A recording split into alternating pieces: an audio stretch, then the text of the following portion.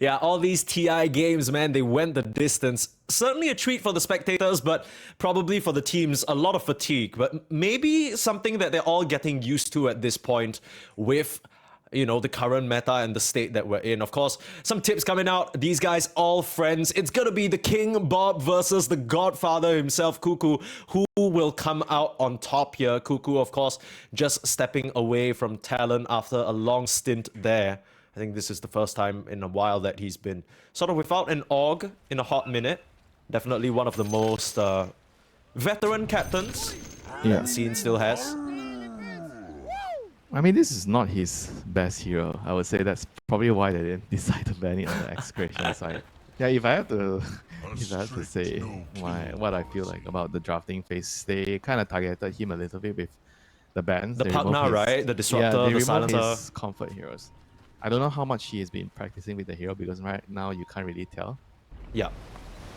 But we'll just have to see. So he's going to scout things out with the illusions. So this is going to mean that his lane is going to be a little bit, I guess, worse. It's good in certain matchups to get the illusions, but we'll see how it plays out in this lane. So they scout. They definitely have the scouting advantage here. They see the Shaker. They see the rest of the heroes board. Yeah. And they actually get 3 runes. Yeah. Actually, yeah, they got 3 runes. This is because of the Naga illusions at level 1. Excellently used by Kukuys here. Well, but what exactly is so scary about the Naga illusions? Because they don't really pose a threat, right? They just information, my friend. I mean, but you just the Naga Siren illusion has to right click the rune. You can just walk up and press it. Like, what are you scared about, really? Well, there could be smoke behind, You never know if it's just a Naga illusion or they're behind, So True. you have to tend to take things more carefully. And you have a Lycan. Lycan's like not really the best hero at level 1, right? If you look at the left and right lineups, the Kukuys and Execration lineup, you definitely feel like Kukuys lineup at level 1, they're much, much stronger, And I also wanted to highlight that they also decided to block one of the ancient camps right now.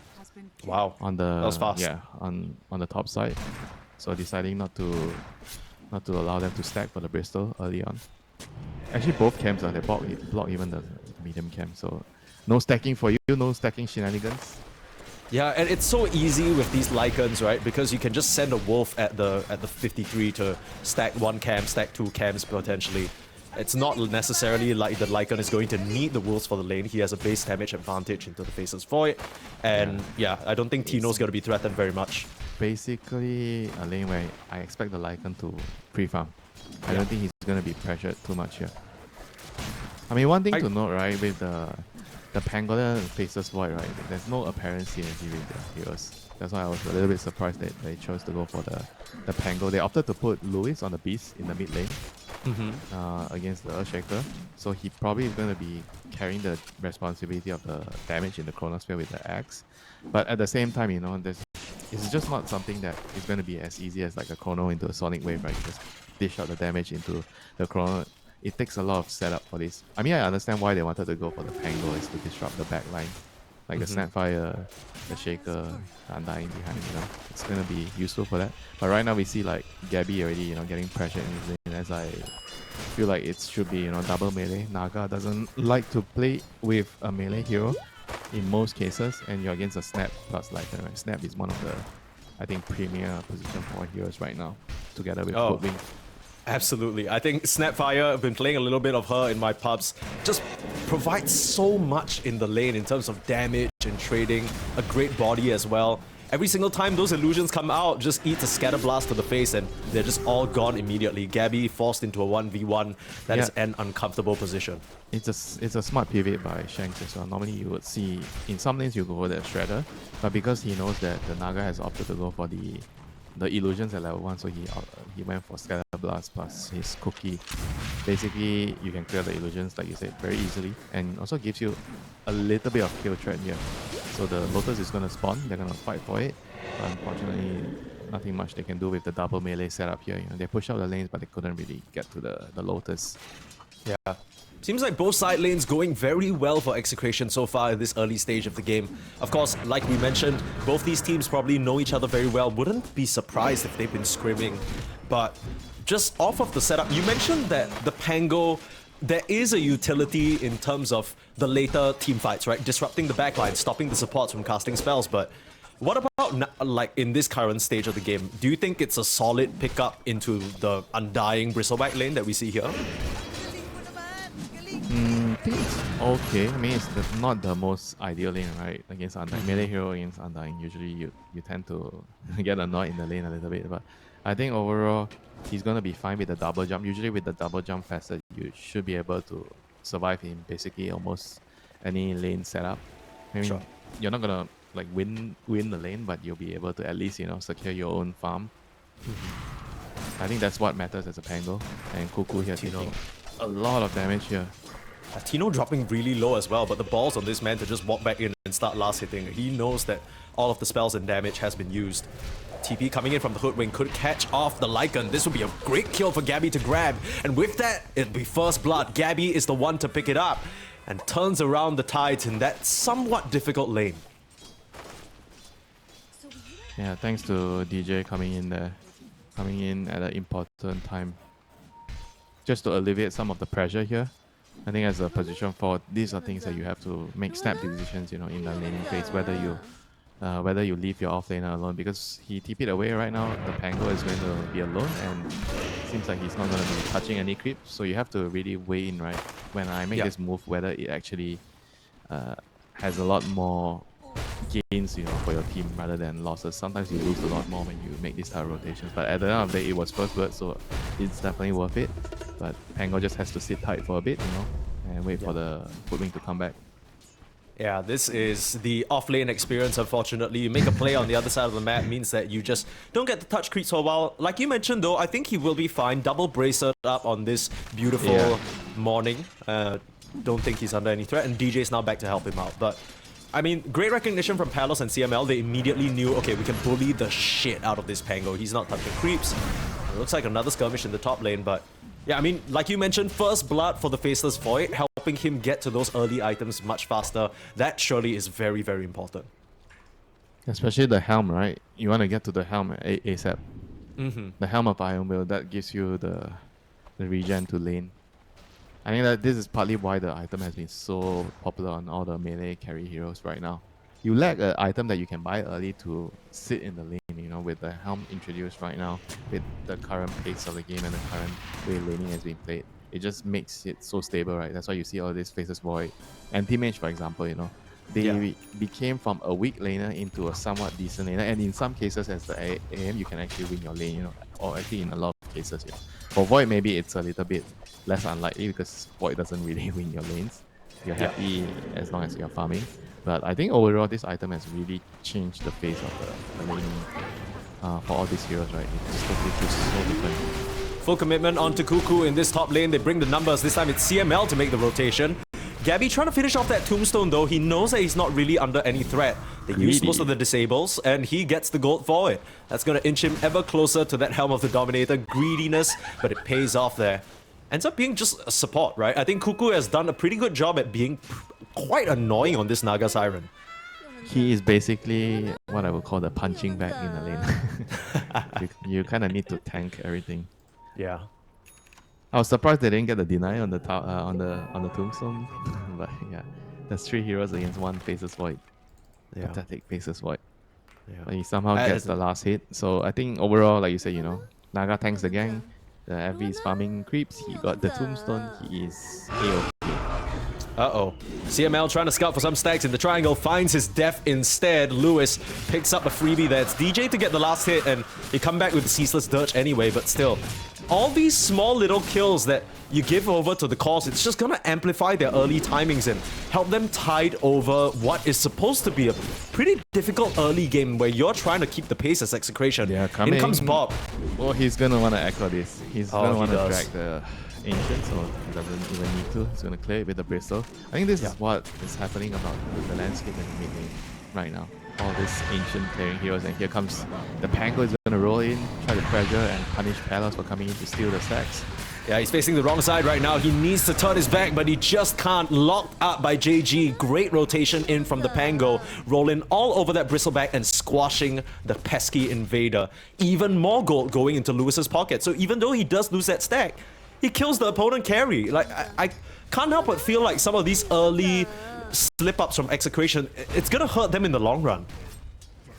And this is the meta game that's been going on for quite some time. You know, you pick an offlaner like Mars was banned this game, so you have Mars or Pango on your offlane, or Centaur, for example, and then you, especially I think Pango and Mars, I think Centaur maybe sometimes you don't see the impact as much when you're defending your own stacks, right? It's easy to punish this type of overextensions if they don't bring enough heroes to steal your stacks.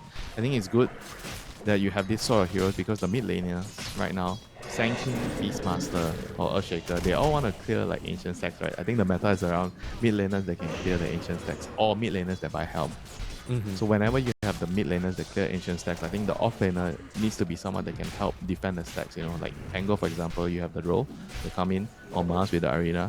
I think it makes it very, very difficult for the enemies to fully commit to steal the stacks. You know, either you choose to sacrifice one hero and you get the stack, or you have to bring a lot of people, right? Like these 3 to 4 heroes, which I felt like they were a bit hesitant just now with the move, which actually resulted in the Bristleback dying. Imagine if Bob on the Shaker, he just dropped his echo and then they back off, then the Bristol didn't have to fully commit in, then maybe it would have been fine. Yeah, CML in the top lane, gonna get chased down by Gabby, the cookie, getting him the distance, but doesn't look like it's gonna be far enough. Deluge finishes the job, and even the Tombstone gonna get cleaned up by Lewis. Very, very nice. Pay your taxes to Mr. Cuckoo, please. It is his team after all. He's level 6, so he's happy. Has his song up and ready. Nice and early. Ready to counter-initiate and maybe bail out one of his teammates. Nobody actually says pay your taxes to the supports. I've never heard of that. It's usually the other way around, right? The supports are the one taking their wallet out. Yes, dear, take all my resources. I'll buy you tangles. I'll buy everything. I'm begging for a kill, you know. I'm like, please let me finish my arcane boots, brother, so I can give you mana. It helps you in the long run, I promise. But it's the Godfather's team, you know. Things work differently. He's the boss. I imagine not every position 5 is like Kuku. This is definitely his team. He calls the shots. He's playing Naga, so you better give him the last hit. I think Naga is probably one of the better heroes on position 5 to get kills or get whatever extra gold injection, right? Because you scale so much as a position 5, and right now we see a smoke off the dagger. It's going to be a huge one if they can actually get a core kill or maybe even steal some of the ancient stacks, which I think is it still there? Oh no, they already they cleared out most of it. Yeah, they cleared out the initial stacks, but yeah. So it's probably going to be a kill on the catapult wave here. That's what Execration would hope for. I feel like this move is kind of being read a bit by Kukuys though. Look at their position on the map and how they've adjusted. Because there's no one holding the mid lane. That's why it's obvious. Whenever you make this sort of moves, right? So you see the Undying, he's not exactly occupying the mid lane. He doesn't have a TP though, so the move could have been better if Undying is holding mid and they move with the Shaker and the Snap. So these are the small little things that matter a lot. I think the SEA teams, they are always not very, very good at this yet, you know. They just want to fight, but they don't really plan the fight. How are we going to play the map before we create this smoke opportunity? Like not just because I just bought a blink, you know, I want to smoke, you know. You also have to look at who's going to be shuffling out what waves and how you're going to be looking at where to move, you know. Because if you don't get the mid lane in, it's very hard to decide that. And Kuku, they're going to find him and he's going to give them a little bit of a karaoke. Yeah. How do you like my karaoke, guys? Yeah. Pretty good, yeah. He is a streamer after all. I know he does sing quite a bit on his stream, so just giving them a little bit of a live show, you know. You show me your blink dagger, I show you my singing skills. Bob, not really the reveal that he wants, especially not if he gets caught out here. Gabby looked for a moment like he might have threatened to pop that Chronosphere and take down the Earthshaker. Yeah, I actually felt like maybe he could have attempted it. Beastmaster was like next to him, you know. Maybe he's not really sure if they had enough damage, because Naga and Effie, you don't exactly have like something to throw into the corner. Yeah. I feel like this is going to be maybe a bit of a common theme, at least for the first 25, maybe even 30 minutes until the Faceless Void gets items. The lack of damage in the Chronosphere. I feel like usually the second you hit that level 6, maybe you look for a Twin Gate rotation, punish the opposing safe laner with an easy chrono, and then you go back to farming. I'm not sure how much we're going to see Gabby actually get use out of that ultimate. No, probably not. they're gonna be happy sitting and farming because the onus is on Execration, right? You have Lycan, you have Bristol. You want to be hitting your early timings. You don't want to be like, okay, guys, we're just gonna sit and farm. Be trading with FE Naga, you know. Yeah. I think you're kind of feeling a little bit uncomfortable if that's happening. I mean, as soon as you get the Overlord, he just got it. You should be looking to pressure the map. You want to open the tier 1 top, and it's going to be 15 minutes, right? I mentioned Radiant side advantage. So as soon as you kill this tower, you kill Roshan when it comes to nighttime, and then you play around the map. Maybe you kill the mid tower, then you wait for the 20-minute torrent. I think usually that's how things go for the Radiant side. Yeah. Is there a risk though? Because I'm looking at the side of Kukuys. You're talking about an early Roche. You can come in with the rolling, come in with the raw, come in with all their ultimates. Could be a very scary affair for Execration to try and hold that area. But at the same time, who is going to kill the dragon, right? The Overlord creep. That's going to always be the question, you know, when you are looking at all these heroes that buy the Overlord early. I mean, you can definitely deal with it with the Axe, which is coming up on Lewis in a bit. But overall, it will be quite complicated. I don't think it's going to be that straightforward, right? So if you don't get like some 2-3 man chronos, let's say at least 1 or 2 men, and there's always going to be a Tombstone and a Snapfire, you're going to be relying on the Naga to kind of cancel that, right? I think for the most part in the early game. It sounds like a bit too much for that Naga to do though. Like you saw and they have what, 4 melee heroes into Tombstone? It's not going to be easy. It's tough. Okay, well, we'll see how it goes here. 15 minutes on the clock. Let's see how exactly Execration choose to play this out. They've already taken the top lane. The Black Dragon is pushing in the wave, and right now the map is slowly going to get smaller. Someone has to deal with Tino's Black Dragon over here, and for now... But who? Yeah, that's the problem. That's the problem Kukuys need to try and answer. There's even a deep ward spotting out Gabby, so they have full information about who's up in this top lane. Some pings coming out though. Looks like they want to set up Echo Slam into the stun, into the kisses. It's not enough damage. He gets the timer off and the chrono. This is not what you want from Execration, and their move goes completely wrong. They do manage to finish off the Faceless Void in the end thanks to the Dragon, but the Snapfire Cookie misses up onto the high ground, and Lewis is going to come in and claim another freebie. Here comes the Wolf. Yes, they get Gabby, but it comes at a cost, and the Wolf can come in, but the Wolf's going to watch his Black Dragon die. I don't know whether the Wolf was really happy about that situation. The rest of the team on Execration couldn't connect between CML and Bristleback, and that ends up being a very positive trade for Kukuys.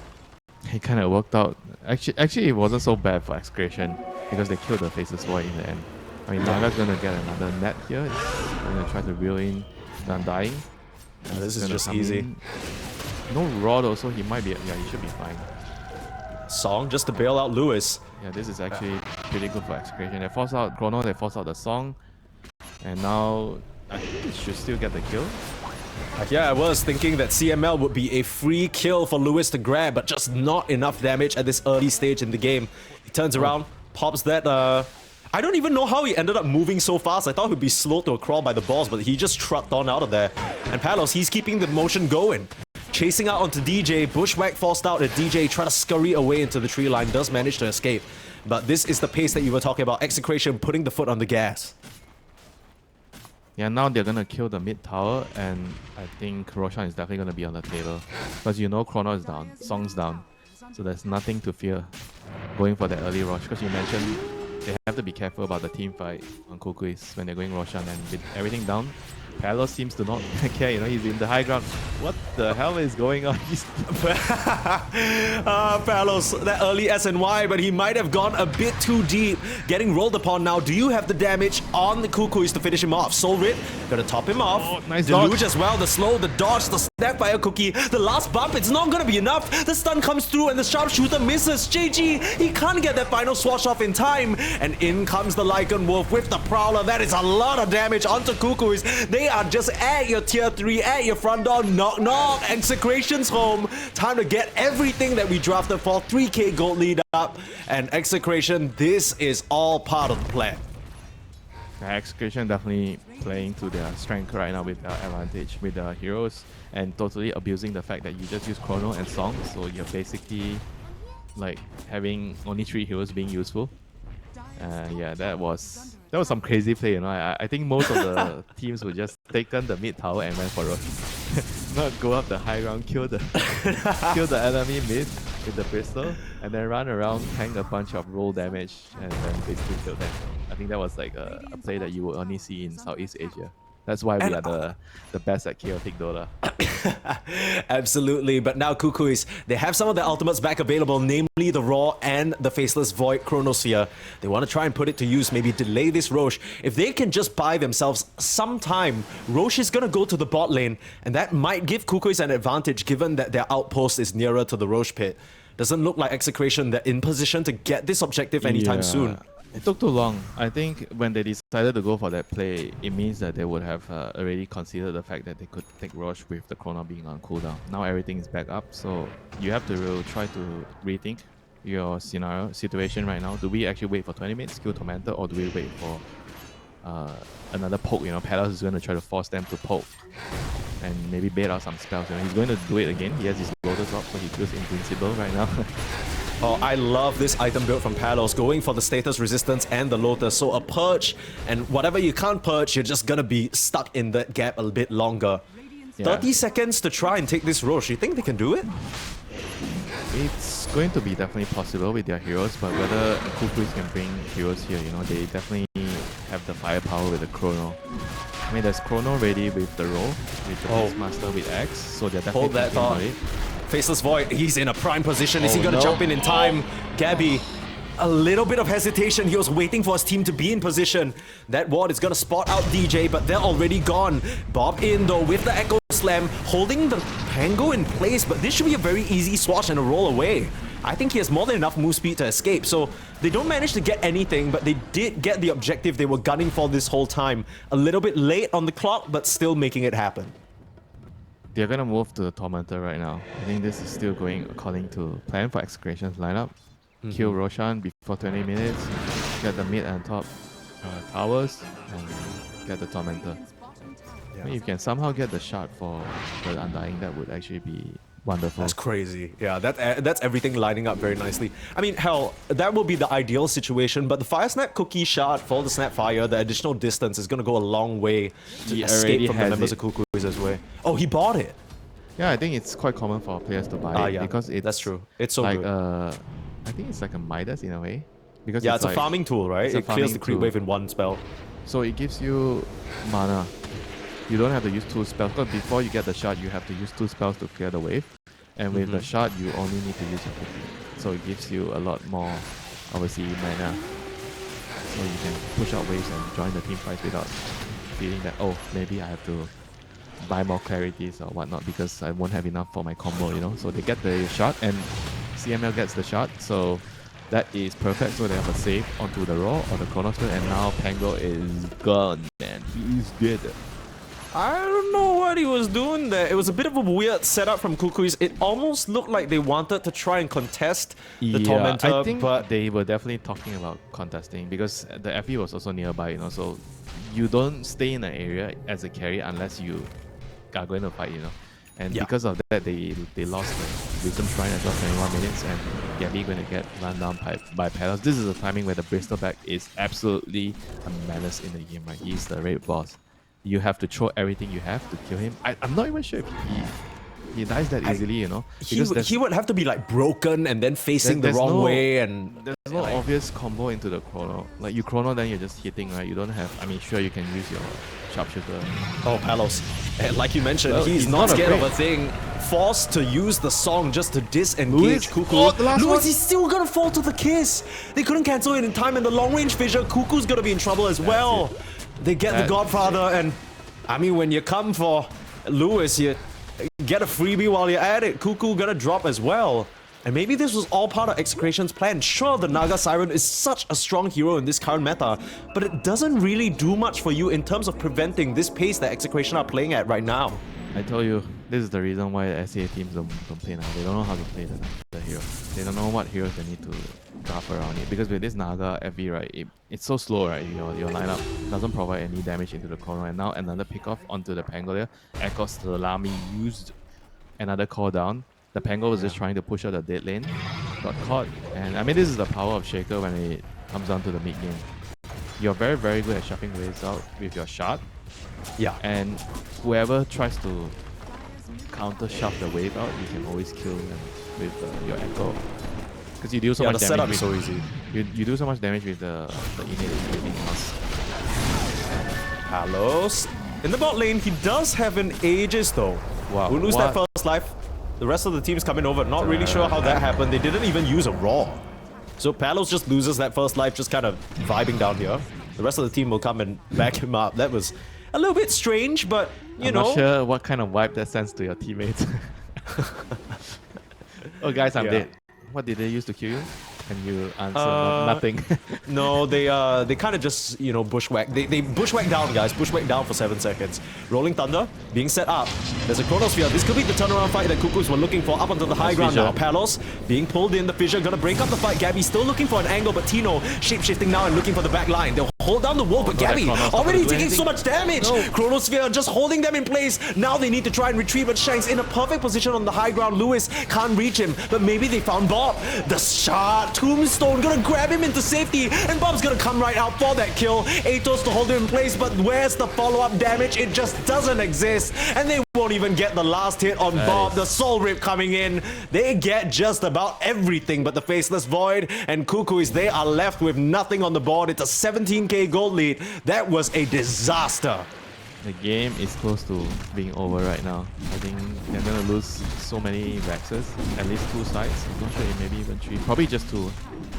But yeah, that was like a really big disaster. It definitely showcases why they didn't have damage into the chrono. They dropped a chrono on, I don't know, 1 or 2 heroes there, and they couldn't just kill them, you know, because their heroes just can't output damage into the chrono. And Execration took full advantage of it with this Lycan plus Bristol back lineup where they just don't care, you know. It also started with an excellent Tombstone save, you know, on the Shaker twice here and there, which actually kind of set the tone of the team fight after that. Almost got that kill onto King Bob. They got the catch on the back lines. Looked promising for a moment, but how quickly it all falls apart. And speaking of falling apart, the building's crumbling. Thunder Hide on the high ground. Just trying Rolling Thunder to defend, but that can't feel good. Just can't really get any kills right now on the side of Kukuys. How do you set this team fight up? How do you try and find an angle? Doesn't really seem possible right now, Winter. They don't have items, they don't have damage. It's gonna take so long for them.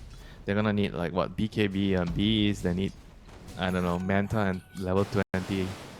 They definitely need level 20 on Faceless Void with the talent.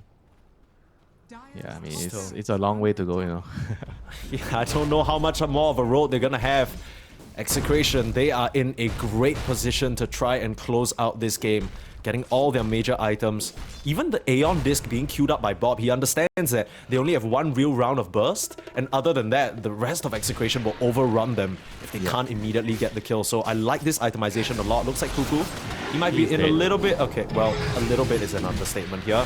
Just gonna get run down by Palos. Sister Shroud doing its work though. The best neutral item in the game, some pros have said, and that's actually gonna allow the Naga Siren to walk away scot-free. Okay. What a stupid item. Somehow he didn't die. Yeah. He looked the Sister Shroud, man, it's just evasion. He dodged like 3 bristleback hits. He looked dead on my screen, for sure. Yeah, same. I don't know. Solar Crest, the combination of all those things. I mean, well, it still doesn't really change the predicament they are having right now. I mean, the game is still really, really tough. They have to try to somehow buy time for their lineup to get online. But Execration, they are definitely looking to end the game right now. I mean, with the Aeon Disc in the backpack, you know, for the Shaker, as long as he doesn't die and he's gonna find the Void, casually just giving him the echo. Yeah. Goodbye, Gabby. That's your Faceless Void out of the picture. 45 seconds, and surely that means that you can run up onto high ground, but not sure how Execration want to play this just yet. Looks like they're trying to connect. And again, talked a little bit about the Aeon Disc from Bob already, but you can see the idea on Execration. They're all on the same page, right? The Blink Dagger for CML for those Blink Tombstone saves. He understands exactly what needs to be done here. All he needs to do is to bail his cause out of any sticky predicament, and they can win him the fight. To get Aether Lens at some point, because if you get a good chrono in the middle, you can't reach with the Tombstone outside. Yeah. So you need a lens for that. But Let's see. He might not even need to do it. Kuku setting up the This- tone with the song. But what can they do? Where is the damage? Where is the Yeah, chrono? what? He's still dead, my friend. He's just coming back.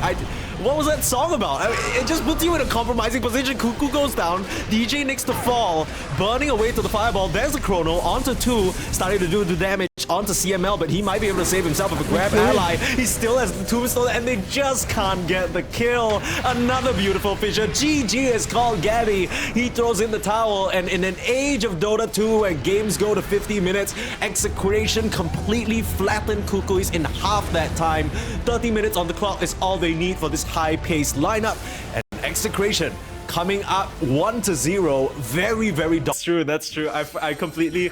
I think we're talking so much about the Darkseer. I immediately think, oh, you know, the wall illusions, No, how are they going to interact? Sven, brother. Darkseer Yeah, Sven, yeah, you're right. It's gonna get a little bit nasty if they're not careful. I think Kukuys, of course, they just qualified through open qualifiers yesterday here. They had a pretty easy journey, all things considered. Kukuys is back to streaming. A spicy all chat coming out. I mean, it's funny that Paolo says that because just a couple of months ago, he was on Kukuys, he was streaming as well. So it's what we call the holiday camp, right? So you take a break. No, you're not in a proper team, so you go to that Kukuys break camp. You know, all the players that kind of didn't really get a good opportunity in the shuffles usually end up in the Kukuys stack, right? So you stream, Yeah. you have fun, you shit talk, but at the same time you're also playing, right? And you're gonna be winning the O queues and getting into the C queues, and you're gonna be trying to hurt or break some teams. You know, you're gonna have to decide. Okay, is it time for streaming or is it time for actually trying to practice and win the close qualifiers? You know, and right now it seems like they're in a good spot. You know, I think the overall lineup this time for the Kukuys stack. Yeah, looks pretty solid, right? Probably one of the most solid lineups. Yeah, if you slap these players together, you tell me this is the new talent lineup, I wouldn't even be surprised. Like, this is something that is very realistic, right? Gabby, he made that decision to step away post Blacklist, and he's been sort of on that streaming content grind. I don't know if there are any streamers other than maybe Kuku himself who are bigger than Gabby in the Philippines. He is so popular. He's a hilarious guy, and I mean, but if he did come back, this stack would be a pretty solid team supporting him to come back to. So maybe something to look forward to. But for now, still dreams unrealized in the early stages of the close qualifiers here. One game away from dropping to the lower bracket early on. Not really where you want to be. Some early pressure already being put out onto Tino. That's kind of what you want to see from the Troll Warlord, though. Yeah, I mean, he's trying to offset the lane matchup of the Tusk into Silencer. I think whenever you're playing Silencer, this Tusk hero is like a threat to you, right? Especially when he gets level 2. Because you're a low armor hero, you're slow, tag team plus shot block, or even a snowball at level 2, you're most likely mincemeat, right? In most cases, especially when you have Iron Shell on you. He's taking the long walk because he didn't block the camp, so he needs to dodge away. So he has to avoid the camps and eventually returns to the lane. But this this is why Troll is good into this Darkseer. You kind of can tank certain waves and you have a lot of kill potential with your slow and your whirling axe in the lane. That's why he's. I think he has a lot of lane synergy with the Silencer here. Compared to last game, right, they had the Naga plus Faces Void, which doesn't really feel like obviously not really that great in the lane. So this game, I think they kind of took they figured out that was the problem, so they took a different approach, which I kind of like. Bro, they both look at each other. The Faces Voice look at the Naga and her 3 illusions. The Naga and the 3 illusions look at the Faces Voice. It's like, guys, what are we doing here? Like, what's the plan? It's not just the lane, right? In the team fights, they're also looking at that. So do I song to start for the chrono? Yeah, do you want a chrono, or do I song after to help you when you do no damage in the chrono and then they are like close to killing you? Like, how are we setting this up? Look, we can put game 1 behind us. I'm sure that's what Kukuys would want as well, because they are looking a lot more solid in this game number 2. I feel like the draft makes a lot more sense, right? The Troll is going to be that front line, and then you have the Storm Silencer to counter-initiate along with the Solar Guardian if needed. How does this game's complexion differ to the previous game? Are there any sort of teams that are looking to play a bit faster? Are they both just looking to get their major items and team fight it out? What are the milestones that we can expect? Very similar to the last game where Execration has like a timing lineup. The Darkseid Aura plus the Sven 20 minutes, your Dagger, and then 23, 24, you have BKB, and then you're going to be fighting around those times. But at the same time, they also have very good scaling this time. I would say way better scaling than last game. Last game they had Bristol back as the carry, so they definitely had a shorter window of ending the game. But this time around, I don't feel like they're too worried. You know, late game Puck is menace. It's very scary late game. Sven is still decent late game. And Darkseid is also like one of the, I think, harder scaling offlaners, right? Because of the wall, you always, like the stronger your enemies get, the stronger your wall is gonna get, you know. But at the same time, Tro is like not the best wall hero, I would say. Yeah, doesn't really get a lot out of that illusion. CML being blood grenaded. The hammer slightly off the mark though, and the siphoning ward healing him up quite a nice bit. So not really under any threat at all. Yeah, so far, CS-wise, looks like Kukuys are doing a lot better than last game. It's gonna come down to, I think, how well the lanes start. Okay, they're gonna finally get the pick off here because they were out of resources. The Sven doesn't have mana for, unless he pop his stick to help his support there, but he decides not to do it. Yeah, why would he do that? Yeah, why? Who cares? Would I? Who cares? Why would I use my resources? You know why? Because I need him in the lane to farm. But at the same time, I could let him die, and then he goes solo back. EXP. I get solo EXP, and he brings me my item, so I don't have to wait for my career. He could be my career. So why not? Oh, sorry, I didn't press my stick in time. Forgot I had it. Yeah, that's why you say in the team comms. But really, we know the real strategy, Palos. But don't worry, no shame in it. You know, you do what you gotta do. You carry the game later. The partner thanks you anyway. How about this mid lane? We haven't really talked about it yet. Storm versus Puck. I mean, overall, I think in isolation, Puck probably gets the better of Storm just because of the silence and the Dream Coil. But laning-wise, is it also a little bit of a struggle for the Storm? I mean, I think it should be a little bit Puck favorite. So I think this is quite normal. Because with the face shift and Puckish innate, this hero is just... Yeah. So annoying, yeah. So annoying. I mean, he's a hero where in certain lane matchups you could see the abuse, right? With the Puckish. So you keep regaining HP and mana. See what he's doing here. This is so annoying. Dude, it's stupid. He's just using it off cooldown. It's like having a little heal off cooldown. Yeah, it's kind of but crazy. When it comes down to the team fights, right, I think that's what matters, right? With the global, they could kill him through whatever shenanigans he's doing. As long as you just catch him when he's not in phase shift, he's gonna die for sure, you know.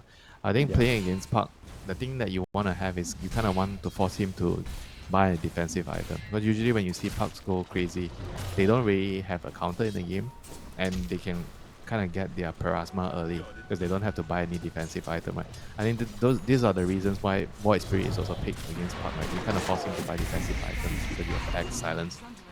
So in this game, I would expect the Puck to at least get a use at some point, so that's going to slow down his timing quite a fair amount.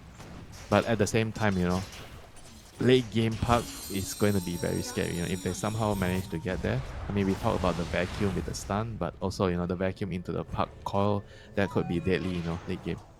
Yeah, you get the eggs, you get the shard, and you just pump it out so many auto attacks. Everything dies. I think the craziest thing about Puck, like, it doesn't really look like he's doing a lot of damage. Sneaky damage into the mid lane. 3 members in here. Beautiful dead shot pushing Shanks away though. And they're actually gonna get the kill on the Tusk first. Lewis manages to claim that kill before going down himself. So Execration get what they came for, and they might not be done just yet. Calling coming down to prevent Bob from casting any spells for now. He's still dancing around on the backline. Another beautiful dead shot. DJ, he's been on the money of these so far, but I'm not sure whether it's going to be enough. Bob now dropping low, still needs to cast some of these spells. The Arcane Curse and the Last Word might just tick him out there. Nice phase shift to dodge out that damage and even had a Fairy Fire to boot. So he was still going to be fine. Bob playing very nicely there and taking an advantage for his team in the mid lane. Ladies and gentlemen, that is what we call a Pinoy Puck. They are the best Puck players in the region for that particular reason. You know, they really know how much they can go. And Bob is coming back in. He's gonna secure the last kill on Kukuys, I imagine. And is he gonna be able to survive this? Ooh, doesn't land the dead dodges shot. out the way. Last auto attack. Shift. He is face shift. Okay. They needed to land the dead shot. That was not an easy dead shot to land because he was No, not that near was the trees. Dude, look, DJ was landing crazy dead shots that entire mid engagement. I think I can forgive him for not landing that last one. That was a hard one to arc there. Yeah. But just off of that skirmish alone, huge mid lane advantage for Execration, right? The Lewis Storm, they ganked him right before level 6. That's exactly what you want to see. And Execration, I mean, they can potentially look for more plays with this. Yeah, Bob is definitely saying this is why you got kicked, Lewis. You know, Oh, I'm the better mid player. God, you relax. What the hell? That's crazy. Too soon, man. It's not even like they're NBA. It's just lower bracket for now. They still got a chance. It would be a crazy comeback arc if Execration somehow knocked down Kukuys to lower bracket and then later down in the bracket. It's the morale, you know, the morale Okay. victory. You get the upper hand, you kill him. We Yeah. talk about the 3-3. He gets level 6 first, so he kills him. That's gotta feel good, you know. Absolutely. I was kind of What the- expecting some spicy all chats, you know.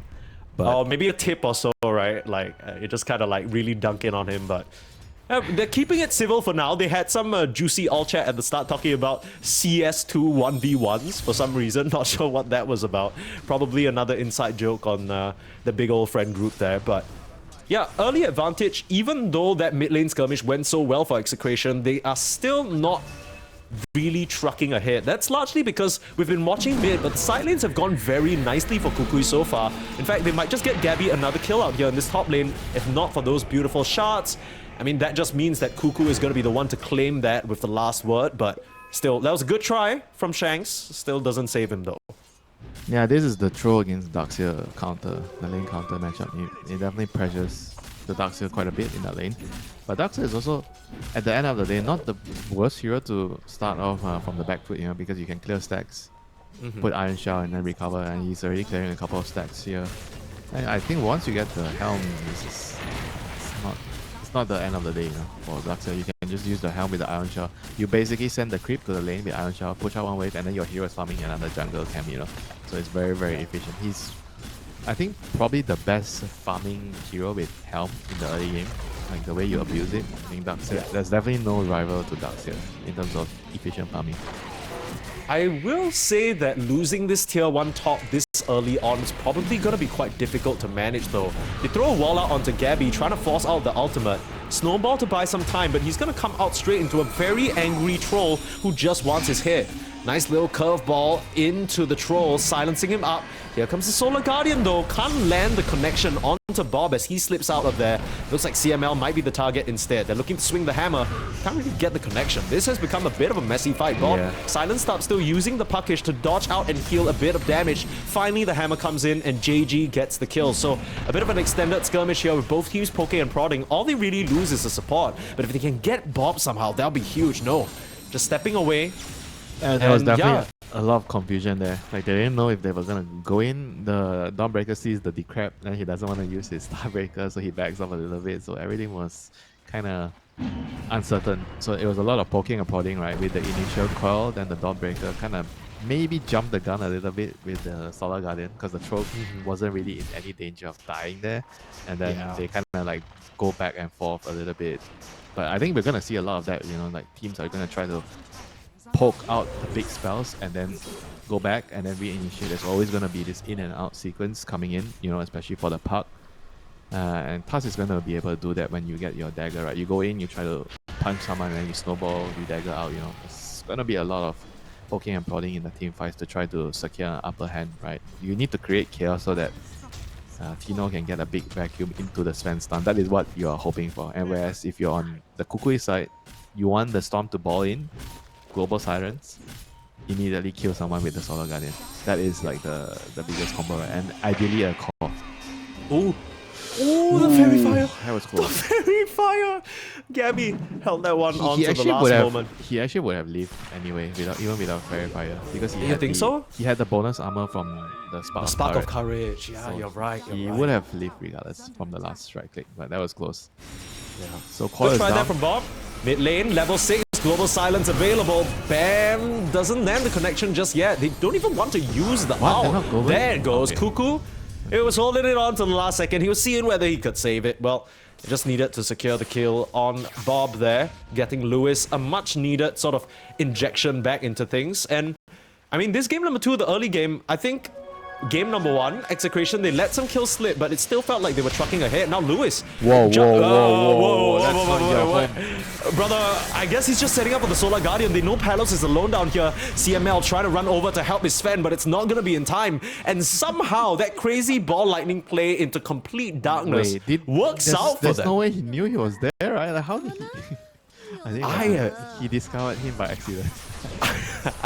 Maybe we missed a ward that just expired or something. I'm not too sure. But either way, works out there. Lewis looking phenomenal now on the Storm Spirit. Just making things happen. Yeah, that's just exactly like you walk down the street. Hey, somebody dropped a $100 note here, you know. Yeah. I have no Why idea not? who, but I'm just gonna claim it as my own. You know, that's what happened to the Storm there. Lewis just picks up a freebie accidentally. And that's gonna be a big one, you know, because the Sven was kind of balling out of control, you know, so that's gonna like slow him down a little bit. He's still top of the net worth, almost 7k at 30 minutes. But that is a big kill. It slows him down for like what, 30 seconds, like, and then he's straight back to farm. It's still something, you know. Every minute counts, every 30 seconds counts in a game, you know. If you don't get your dagger 30 seconds quicker, it could mean that you lose out on a big kill, you know. So do not underestimate the power of 30 seconds. Okay, sorry, Winter, sorry. I mean, you talk about 30 seconds, 30 seconds. You see, if you give the troll 30 seconds, his team would have been here. That's precisely what happens with 30 seconds. He needed to buy 1 minute in that case. 30 seconds wasn't enough. The shot's gonna come through and lock up DJ. They're gonna try and turn around on the fight though. Palos losing quite a bit of HP. He needs some help. Global Silence comes through, preventing the heal from the Pugna, but the D-Crab was there in time. Now you need a heal up Palos. Nice snowball save. There's a Blade Mail though. Lewis waiting for his time. Tino coming in as well, but Palos gets pulled back into his death. They're trying to finish off Kuku to the side. Bob getting himself a double kill, and looks like they've punched up JG and locked down the Dawnbreaker as well, trying to stop the body blocks there. Lewis still balling back in. Shanks is very low and out of mana. Another beautiful D-Crab, but Gabby, he's now back in the fight, ready to swirl those axes, and Tino, all the auras in the world ain't gonna save him from this. Solar Guardian coming through, saving Lewis. The last ball lightning on the nether ward will kill him, but Gabby looking to clean up big time. Shanks somehow still alive through this all, but Bob is the real winner of this entire engagement. It's him against JG now, the last 2 men standing, and DJ waiting around the wings to try and surprise him. Bob, he's not gonna risk it this time. But what the hell was that? What a messy fight. 4 apiece dead on each side, and the only members to survive are JG and Bob.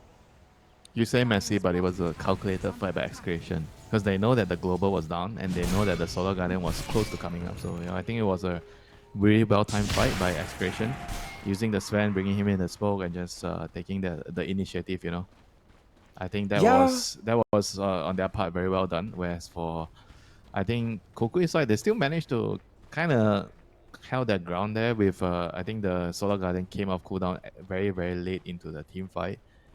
But yeah, I mean, they would have loved to have the global up, you know, initially to kill off the Puck there. It was so close to killing off Bob there in some of the engagements. But yeah, Puck gets I think the biggest win out of all the cores on the Execration side. DJ again, you know, he's gonna run into heroes. Going ethereal though, beautiful shots. Okay. Oh, that is the shot, upgraded shot. Yeah, did I miss something? He just bought it. He just bought it? Holy. Yeah, he just bought it. The top meter's not even up, brother. How could he? He just bought it. Okay. I mean, it's also like a farming. Are you gonna shot. say it's a farming tool? Yeah, it helps you farm, and at the same time, it does damage and it slows, right? So, I'm not gonna lie, it's not something I've seen a lot. Yeah, exactly. I'm trying to. Because usually you just rush dagger. Yeah, but I guess in this particular game, you don't necessarily need the dagger. Troll. I guess you trap him. Yeah, I mean, it makes him have to walk a bit longer around, right? The kiting potential is definitely there. I mean, you could say he doesn't need a dagger because of the global, but you still want to have it no matter what. Yeah. The blink save is just... It's too good, yeah. It's too good. I mean, and maybe I it's like because of this, right? I like he's getting the use first to against the global silence. Yeah. That's usually what I do as well against the silencer. Okay, relax. He's buying a lot of. Relax. I know, but he's pulling off some sweet moves. You know, you gotta show appreciation. He's trying to stop him from getting the galvanized stack. That's what he was trying to do. Come on, take the kill, support, take the kill, you know. Yeah, DJ, you know you want to, but DJ, he's been in the business long enough. He knows the rules. Don't take a kill unless absolutely necessary. What? No. You know, in SEA, when you're playing with DJ, you let DJ take all the kills. Okay, I don't know about whether that is the case in current DJ. You know what I mean? Maybe last time, like maybe 2-3 years ago, maybe even longer than that, you're like, yeah, give DJ all the network. The Rubik days, you know, he's playing Rubik and you're like, okay, just take the kill, just wait for it, you know, you carry the game. This is a different time. It's a different time for sure. DJ, I think he's been a player who has always been talked about as the very, you know, one of the Southeast Asian legends. He's the pinnacle of position for, I think, players, you know, like you would want to be like him, you know, if you're aspiring to be a world-class position player, look at DJ, and here. Hold that thought. Solar Guardian coming in to punish Shanks again. Troll. He's gonna very easily be able to survive that one. That's a Tusk out of the picture again. That is a good More poke. Intelligence being taken away. That's a good poke. So now with the Dawnbreaker ulti down, you could definitely consider your next move, right? Do you actually go for something like a Roche, or do you make a smoke player? I think these are things that you always try to do when you're playing into multiple big spells, right? On an enemy lineup, Rober plus Solar Guardian.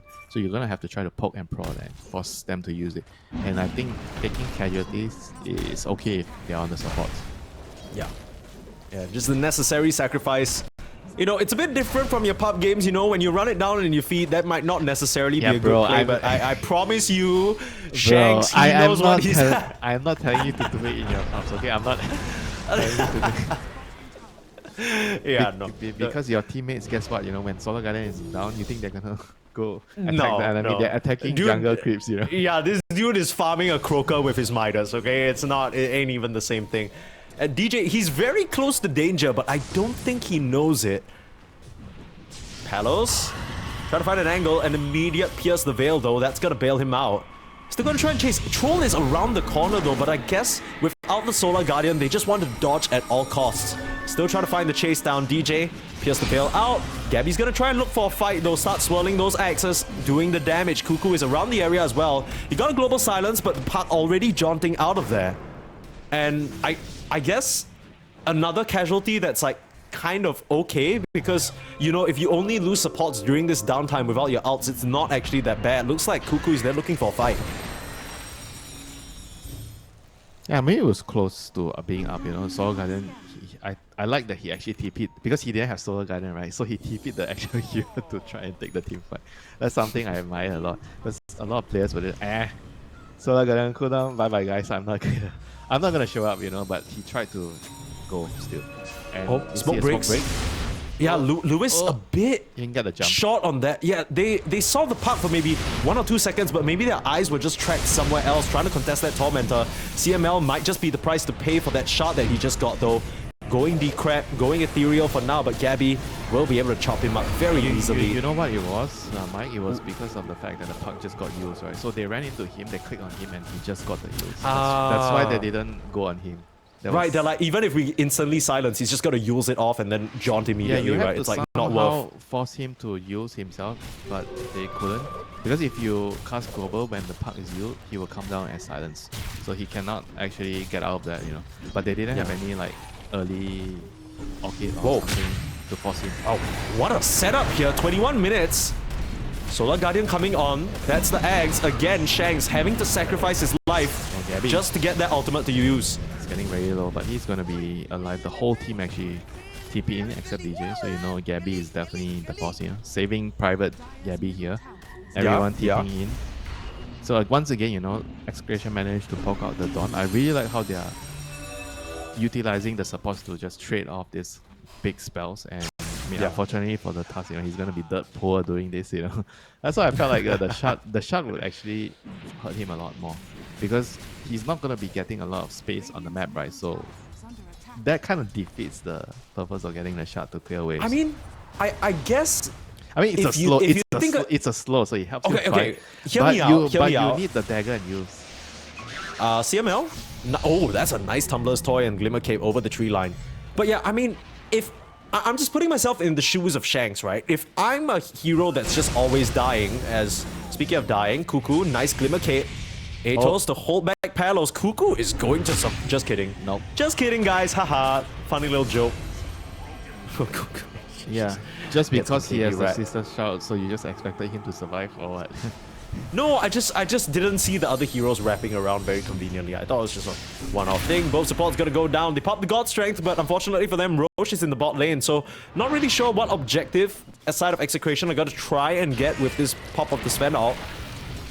No, I was gonna say, I think Shanks, you know, the fact that he's dying, he got that early shot because of an early game advantage that he got, and that's like an early investment, you know what I mean? It's Bro, gonna pay you back in the long run, because you can could've- farm creep waves. He would have had his use, right? If he didn't buy it, but yeah.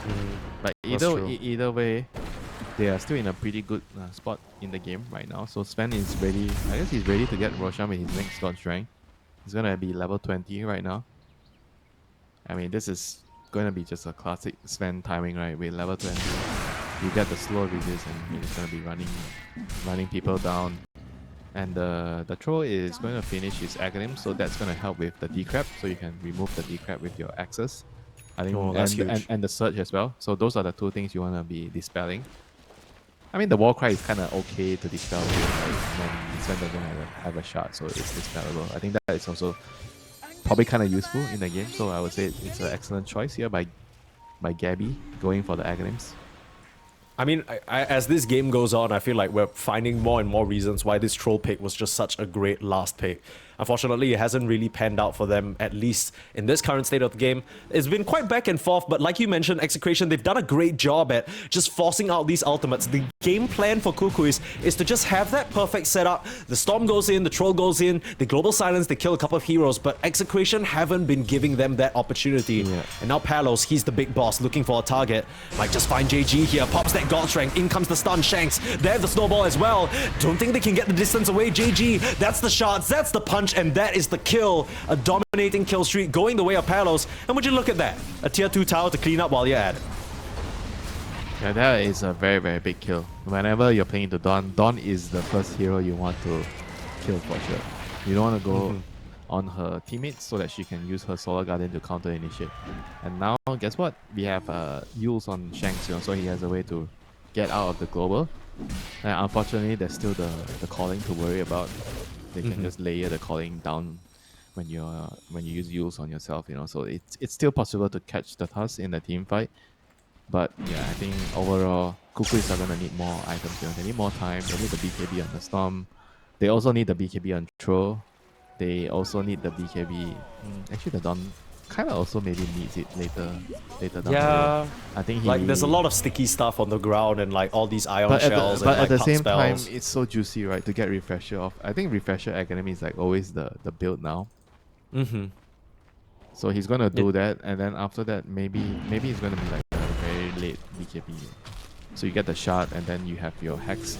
But the reason why Hex is good is because you have Refresher, so you have double Hex. So it's always a consideration: do I want to get Hex on Dawn, or do I get even more team fight? Right? If you need more team fight, you get the Shiva or AC. Those items are very rare, especially the Shiva. It amps up the Storm damage a lot. But at the same time, if the Storm is getting it, then you probably don't want to get two. So it really depends, But the main thing is they have to go late. They want to go late.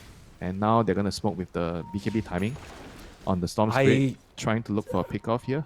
Yeah, I think that was spotted on a ward though. There's a very nicely I think placed they ward saw near it. the mid lane. Yeah, they saw it. Yeah, because look at the way they're immediately adjusting. The way that the Pugna is moving, if he walks past that Observer ward in the top lane, it might give Kukuys the knowledge that Yeah, that he is they are going to aware. be the first hero that I want to kill. They want to jump the Pugna, global kill him. That's it. Yeah. He needs to die first. If he's not dying, I think it's going to be very tricky. Sure, you have the axe to dispel the decrep, but he's also the heal, right? Like if the heal is going on, then it's going to be also a very annoying thing to kill his teammates through the heal. Oh dear. I see a hammer in the mid lane. They know JG's around. Not sure whether JG noticed, but the bitter chill on the creep wave. It's gonna be a bit too late. Again, they find the kill onto JG. And this is just rinse and repeat. They did this 2 minutes ago, Winter, and it's happened again. Storm Spirit gonna zip in though. Palos on the sidelines might just be punished. The Global Silence coming in. Can they save him? The Sven in some trouble. Lewis doing quite a bit of damage, but clearly not enough. Not a good wall. The Aura's keeping him alive, and the wall holding him in place. The buyback Dawnbreaker coming through, but just can't find Palos. Manages to slip out of trouble, and they haven't been able to kill a hero just yet. It's probably just gonna be CML that they have to settle for, and that's the only thing that they get. That was a Dawnbreaker buyback, almost all your ultimates, and you still don't find anything but a position 5. Bob is not done. He's still lurking around the area, using the ward to his advantage here. But I think that all started with the Dawn, right? I actually don't even blame the Dawn getting caught because he has a sentry in the lane, right? So he definitely doesn't feel like there's a vision on him. And then he gets jumped. I'm pretty sure he's like, where the hell is this wall? Like, how did they know? There's a sentry in front of him. That's it. But he doesn't. When he goes back to the replay, he's gonna realize, oh my god, that's so unlucky because the ward is just like 1 hit away from the sanctuary range. That gave him that false security that he could push out that wave, right? This is why Dota is such an amazing game. So small really little is. margins, you know, the small little things. And sometimes when you watch it, right, you would miss it easily, you know, if you're just not giving players enough credit, you know. Like players are... it's so easy to point at him and say like, oh, you know, the Dawnbreaker dies twice in a row, but there's so many things that Execration did to set that thing up. When you look at things closely, okay, you understand why he was actually farming there because he had a sentry. He thought he was safe. I thought for a moment there he would notice the Tusker innate popping on the creep wave, but huge vacuum into the stun. Are you serious? Oh my goodness, that was perfect. Who needs a vacuum with the Sven stun if you have your own? 2 supports immediately out, and JG gonna get swiped down. The tips come through. Tino definitely deserves that one. And with that, they've just carved open a free Aegis for themselves. I mean, talk about the Darkseer last pick being a good combination. Question mark. Own it, Dodo. Not sure what that's about, but man, Tino really stepped up big time. It's a sweet play right there from the Darkseer. I think that is something that every Darkseer player dreams of, you know, so Tino definitely made it happen there with the Helm Creep. Vacuum into Helm Creep stun. That's something you don't see a lot anymore. But glad to see onto the back line as well. And the timing of that was just so unfortunate. The troll was in the front, but he manages to just break the smoke at the back from the high ground, get a max range vacuum, it feels like, pull in the 3 ranged heroes all to their demise. Why the Dawn was in the vacuum? That was strange as well. I think he was just so scared, you know, after 2 times dying when he was pushing the wave, he just decided, it gets to you, you know, like why are they ganking me? Because as Dawn, usually you don't want to be in the smokes, usually, unless you have a Hex or you know, some way to start the fight. That's why it was also really strange that the Dawn was in the smoke. I think things get to you, you know, you die twice in a row, and then the sentry doesn't see a ward, and then you're like, what the hell? How do they know I'm farming? You know, where am I farming? You know, so you tend to second guess yourself, and then you decide, okay, I can't let it happen again. I join the smoke, and then that happens.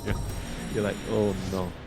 But right now, like the troll is not buying BKB, so he bought a basher as well, you know. So your team fight is not gonna be as strong. You need like 3, like I would say at least 2 BKBs on Storm and Troll to be able to take the head-on fight. So things are definitely very, very complicated right now for Kukuys. Execration is Execration. Pretty simple. Sven in front. He's the tank, he's the tower hitter, and then Darkseer is going to be setting up the nice little combinations, or nice big combinations with the Sven stun. Yeah, Bob just poking away right now, dancing around the supports. He knows that even if they use the global on him right now, there's not a way they can kill him. Gonna try and set up on the Sven. It's the Aegis on the puck though, so Palos is still susceptible, but by God is he tanky. He barely did half his HP with that full commitment. And we'll take it down the Nether Ward and suspend this push for now. I don't see any reason for Execration to leave though. They didn't really need to use anything. Just continuing to poke and prod at Gabby, get him lower and lower, put him in an awkward position. They want to wait for the Dawn and Storm to jump in and come in with the global, and that's what's happening here. They're going to try to poke, but they're really, really patient. They just use a Glimmer. Yeah, they're just really just biding their time, playing around the Nether Ward. It's so hard. The vacuum and the stun, both supports again caught out. This time the Pierce the Veil comes out in time, but the Solar Guardian forced to be used on saving the supports. That's not what you want. Storm gonna come in. They don't know whether the Silencer is buyback, so they are wary of that global silence. But in reality, we can see that that's not something that Kukuys have available to them. Easy for Execration to just play this slow though. They get the stun out onto Gabby. Where's the follow-up stun? Punch up into the sky. Can you get the ult off Gabby? Manages to start swinging these axes. Dispels himself from the decrep. And CML now in some trouble. On the front lines. Oh, JG. He just gets destroyed. And GG is called a final vacuum just to mop up the dirt on the ground. DJ is gonna go down, and the only person to survive is Lewis, the former Execration mid laner. They'll show him some mercy, but none shown in this overall series. Execration take the 2-0 with ease. Yeah, very, very good.